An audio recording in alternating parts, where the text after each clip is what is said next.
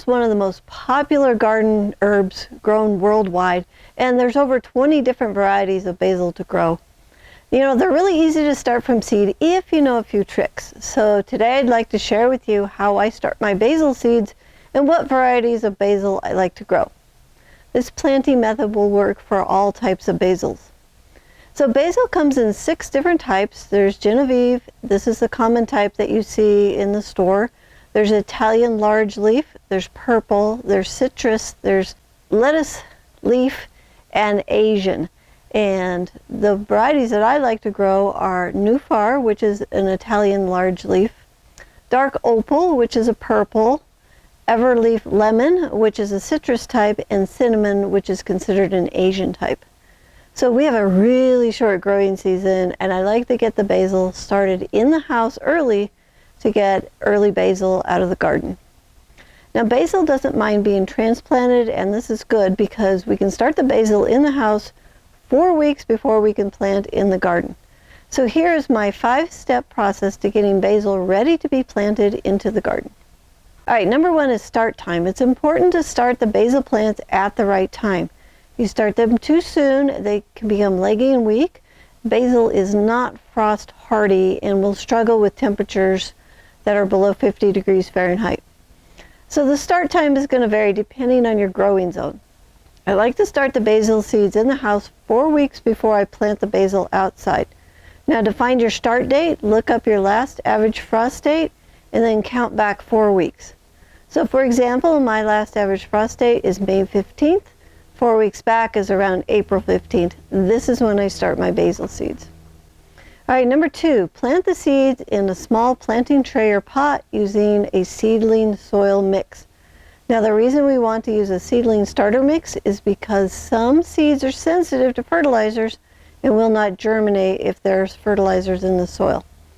So fill the pot full of seedling starter mix, place the seeds into the pot, and then cover the seeds with 1/8 inch of seedling starter mix and then water well. It's safer to start all your seeds in a seedling starter mix. And if you'd like to use the same seedling mix that we use, our family secret seedling recipe is available to you. And I'll put a link in the description below for you to go and find that and make your own seedling starter mix. Now if you want to buy a pre-made mix, I would use the Seed Starter Natural Potting Soil Mix, made in the United States, and it's what the professional growers use. I'll put a link in the description below if you want to find the seedling starter mix.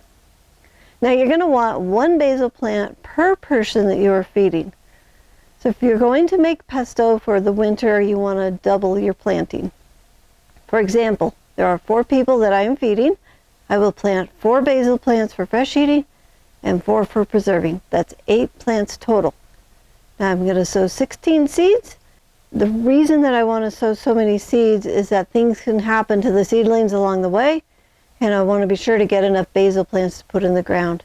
You know, if I have extra plants, no problem, I can just give some away. But I can never get the time back if I don't plant enough. All right, number 3, grow the plants in the pot under 12 hours of light, keeping the night temperatures above 60 degrees. The key to getting basil up and going is to keep the air temperatures above 60 degrees. So once you see the first adult leaves starting to grow, it's time to transplant. This typically happens around 3 weeks. All right, number 4 is transplant the seedlings in organic potting soil. I like the Happy Frog potting soil. This company really understands how important soil biology is for our plants' health. So I'll put a link in the description below if you want to find that. If you want to make your own potting soil, use our family secret seedling mix recipe, and then add a cup of compost for every 8 cups of seedling soil mix. Now at this stage, the nutrient that came in the seed is used up and the plant now needs a source of nutrients in the soil. So compost works best, and if you don't have your own compost, I always use Espoma, Organic Land and Sea Gourmet Compost, or worm castings. I like the Brute Organic Worm Castings. So there's a link in the description below if you want to get the worm castings or the compost. Now, anytime you are selecting an amendment for your garden, make sure it's OMRI listed or another organic certification. This is important for the biology that lives around your plant roots and helps your plants to be strong and healthy. Number 5 is hardening off. At this point, it's important to harden off your plants by putting your basil plants outside during the day and then back in at night. So start the plants with a few hours of sunlight and then back inside and add an hour of sunlight a day until they can be out in the full sun all day with the temperatures above 60 degrees. Also keep them moist as you are hardening them off to being outside.